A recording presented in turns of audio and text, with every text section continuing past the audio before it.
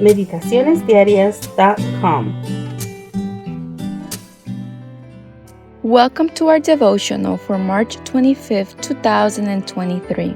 This is Xiomara Perdomo speaking from Queens, New York. Today's devotional is titled A Guilty Conscience. Judges chapter 6 verse 10 reads, I am the Lord your God. Do not fear the gods of the Amorites, in whose land you dwell, but you have not obeyed my voice. When the war ceased, there was no longer the threat of danger. The Israelites once again corrupted themselves with the traditions and customs of the people who surrounded them. So strong were the influence of their heathen neighbors and so weak were their own religious convictions that the Israelites soon forgot God's wonderful intervention in their behalf over Tabor and turned to their former evil ways. In a further effort to awaken the people of their sin, the Lord again allowed their territory to be overrun, this time by the Midianites. CSDA Bible Commentary, Volume 2, page 339.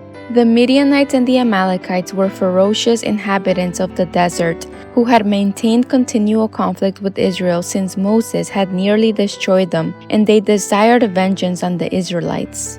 For 7 years, these bandits would come at the beginning of the harvest and would take everything, including cattle, wheat, and everything else they could, forcing the Israelites to hide in caves and rocky mountains to save their lives.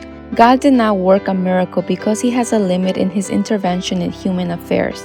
God does not force our will, and if we choose a path that is contrary to His divine plan, He will not keep us from suffering the natural consequences of our decision. Perhaps the Israelites did not seek God's help immediately because of their guilty conscience. They preferred to flee rather than to pray. But finally, in their deepest despair, they turned to God in prayer and He heard their cry. Prayer is the answer to each of life's problems. It puts us in harmony with divine wisdom, which knows how to adjust everything in a perfect way. Many times we do not pray in certain situations because from our point of view, the panorama offers no hope. But nothing is impossible for God. Nothing is so entangled that it cannot be resolved.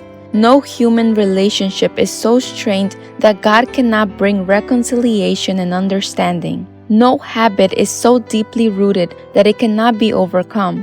No one is so weak that they cannot be strengthened. No one is so sick that they cannot be healed. Everything that we need, if we trust in God, He will supply it. See Review and Herald, October 7, 1965. Seek God as your first recourse and not as your last option.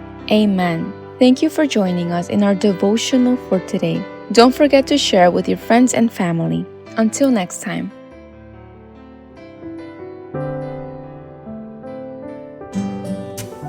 Thank you for joining us. We invite you to subscribe to our YouTube channel at m.youtube.com/c/Meditaciones Diarias and to follow us on our social media in Instagram at www.instagram.com/meditacionesdiarias7. May God bless you and your family.